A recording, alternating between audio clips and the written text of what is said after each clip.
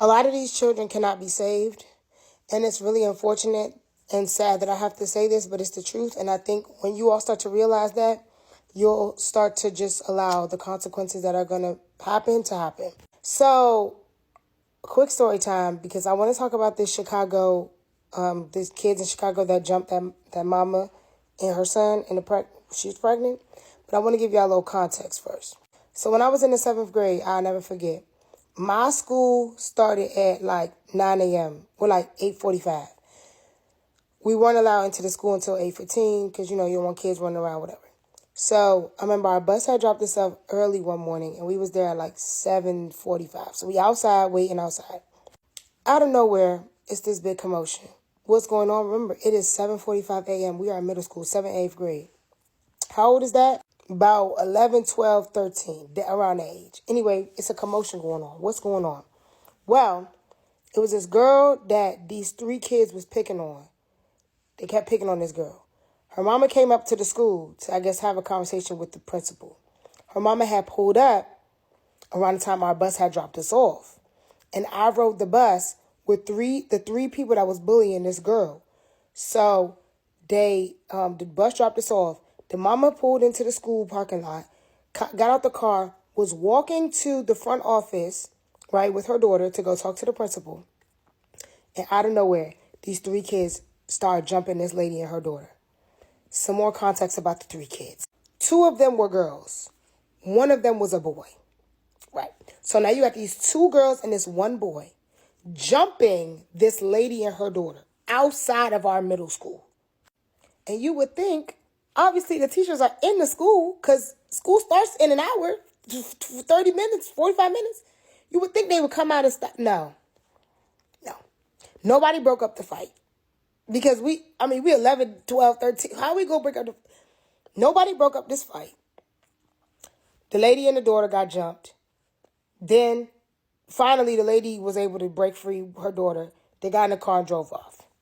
What happened to them students? Nothing. Nothing happened to those kids. All right. Fast forward maybe like 2-3 months. There was another girl in our school who was being bullied by these same 3 kids. Okay? Now, this attack was worse. And when I say attack, very, very, very conscious. I consciously am saying the word attack because they attacked this girl. I didn't see how it started, but I saw the middle and the end. And the middle and the end, it was giving attempted murder. Okay?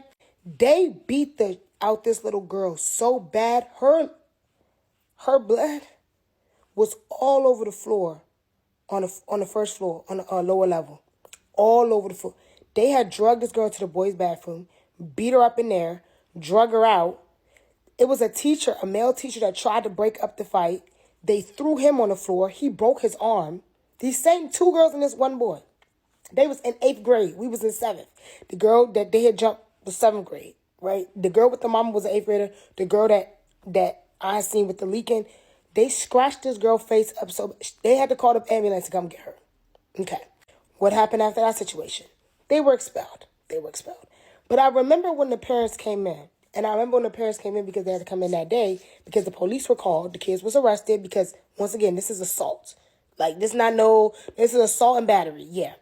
So the parents came in and was acting like, okay, now I see why your kids act like that. Oh, you got my child. If he was in a fight, she was in a fight, then it just need to be a fight. All types of craziness. Mind you, your child is about to be charged with assault and battery. Okay. Fast forward 4 years or 5? 4 years. I'm a junior. No, 5 years. 5? 4? 6 years. Fast forward 6 years. I've now graduated from high school. I don't know how I came upon this information, but one of the three of them, one of them was in prison. 2 of them have gone to see the Lord. One of the girls, she's in prison for life. And the other girl and that boy have gone to see the Lord. Okay. Now, I wanted to tell y'all this situation because as y'all heard, I have experience watching a mother and her child get beat up by some little ass kids. And I have then seen and heard of what the aftermath of what that is, right? Okay. Now remember how I started this conversation. I said some of these kids can't be saved. And the sooner y'all realize that, the better. If you look at the parents and the parents act like the kids, the parents don't give a what their kids do. The parents damn near want to be the kids. They want to be best friend with the kids. They make a TikTok. So I'm not saying don't have fun with your kids, but it's a line. My mama and me, that's my girl. That's my girl. But when I was younger, my mama always used to tell me, I'm your mother, I'm not your friend. I can give you advice, I will impart wisdom on you, but I'm not your friend. We're not going to act like we friends. Because as soon as you start acting like you friends, that's when the lines get blurred and the kids start acting like they ain't got no sense. And then you as the parent also don't hold them accountable because you're trying to be their friend. On top of the kids and their parents' dynamic being a huge indicator as to whether a child can be saved or not, consequences are also a huge indicator.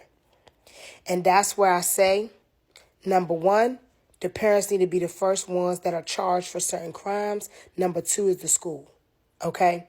Because I am 100% certain that every single child that put their hands on that lady and that baby in Chicago has had at least one, if not more, disciplinary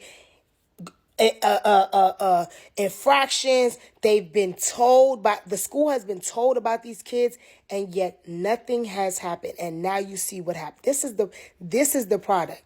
And again, this is coming from somebody who was bullied as a child. But see, this was the difference. The difference was I was bullied as a child. I used to fight back. But then my mama had a conversation with the kids who used to bully, the grandmother of the kids who used to bully me and my brother.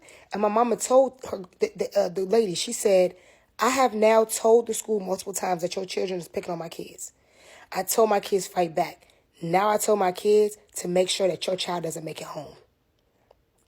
The grandmama in the living room told, oh, that's a threat. And my mama said, no, that's not a threat. That's a promise. Because since you want to use my kids since your kids want to use my kids as body bag, as punching bags, I told my child to put yours in a body bag. Them kids ain't mess with us no more. Them kids ain't mess with us no more because the grandmama found a match and my mama. They found a match. And consequences. The kids were now made aware of the consequences of their actions. See, y'all don't be making kids aware of the consequences of their actions. Y'all don't be making kids aware. I was a bad kid.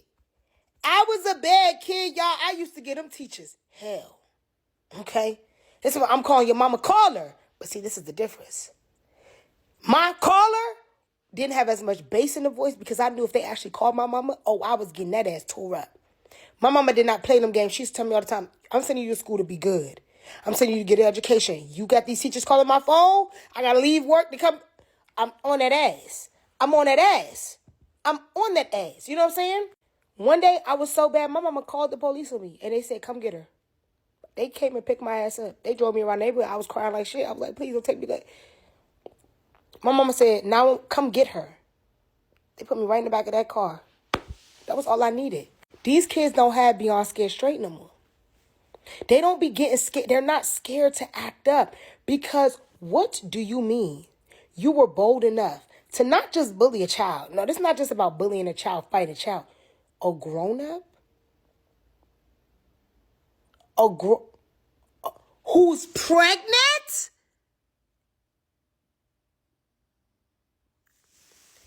And that's, in conclusion, these kids cannot be saved. A lot of these kids cannot be saved. And that's why I think it's best that we just cut our losses and let the system take them. Again, this might be a messed up take. And I'm okay with y'all chewing me out and saying, no, you're supposed to save the kids. But I feel like some kids, you're going to have to let them be in the system. Because that's the only way they're going to learn is when they get life in prison. And then they can change their life in prison.